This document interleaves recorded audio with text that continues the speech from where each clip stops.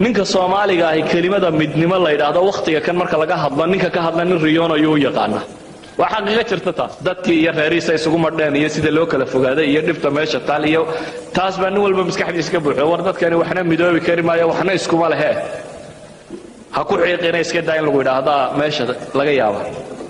laakiin hadii kale wuxuu maad ku dhici dibiga madow waxa la cunay in goortii dibiga cad la cunay taas waa qadiyo xaqiiqo oo ku haysan doonta si jiritaankeenu uu sii bato ama uu sii socon karo ama mustaqbal aanu samayn karno waa inaynu diyaar u noqonnaa waxaanaynu xambaarsannahay ee afkaara ee diin ah wanaageeda inaynu bandhigi karno dad kale gaadhsiin karno inaynan inagu isku xidhnaanin oo joogin inaynu isku dayno waxaanaynu xambaarsannahay ee aynu sidno ee wanaag aynu arkayno in dadku inala wadaagi karo